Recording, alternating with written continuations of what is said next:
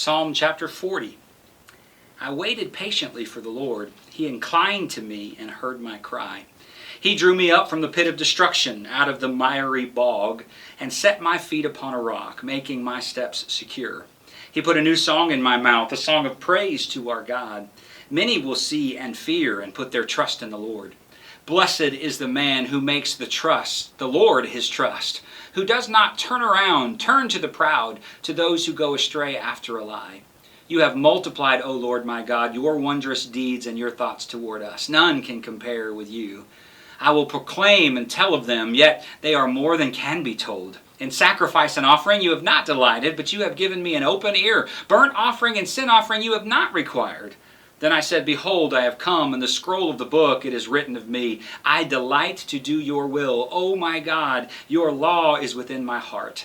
I've told the glad news of deliverance in the great congregation. Behold, I've not restrained my lips, as you know, O Lord. I've not hidden your deliverance within my heart. I have spoken of your faithfulness and your salvation. I've not concealed your steadfast love and your faithfulness from the great congregation. As for you, O Lord, you will not restrain your mercy from me. Your steadfast love and your faithfulness will ever preserve me. For evils have encompassed me beyond number. My iniquities have overtaken me, and I cannot see. They are more than the hairs of my head. My heart fails me. Be pleased, O Lord, to deliver me. O Lord, make haste to help me. Let those be put to shame and disappointed altogether who seek to snatch away my life. Let those be turned back and brought to dishonor who delight in my hurt. Let those be appalled because of their shame who say to me, Aha, aha. But may all who seek you rejoice and be glad in you. May those who love your salvation say continually, Great is the Lord. As for me, I am poor and needy, but the Lord takes thought of me. You are my help and my deliverer. Do not delay, oh my God. Hello everybody, welcome back to our study of the Psalms. We just finished reading Psalm chapter 40.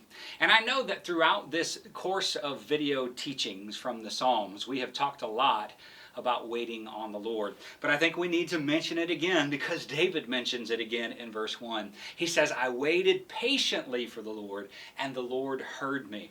I want you to notice what the results, though, of David's waiting for the Lord were.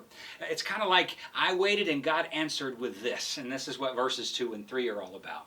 He says, first, because I waited patiently for the Lord, He drew me out of the pit of destruction, out of the miry bog. Now, I don't know about you, but that doesn't sound good at all. That doesn't sound like a place anyone decides to go to on their own. It sounds more like a place you find yourself in when the wheels have come off or when you've followed bad directions. But regardless of how David got there, when he waited patiently, the Lord brought him out of it. I love that.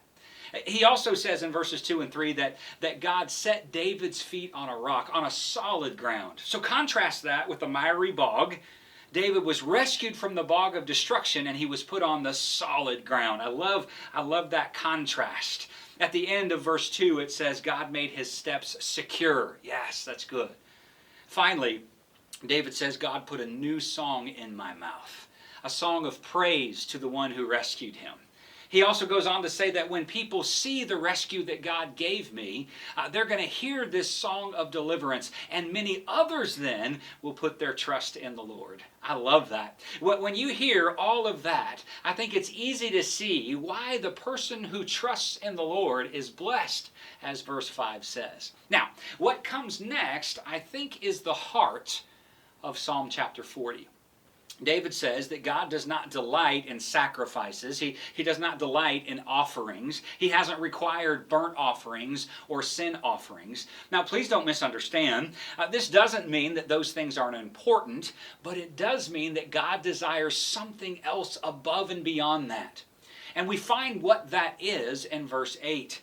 David delights in doing God's will that is written on his heart, right? This is what God desires above all pomp and circumstance, above all sacrifice. We said this not too long ago in a sermon, but let me just mention it again here. The Old Testament prophets and even Jesus himself constantly remind us that God has never been about wanting us to go through the motions of ritual, but he's always been about the heart, loving from the heart, serving from the heart, following him from our heart.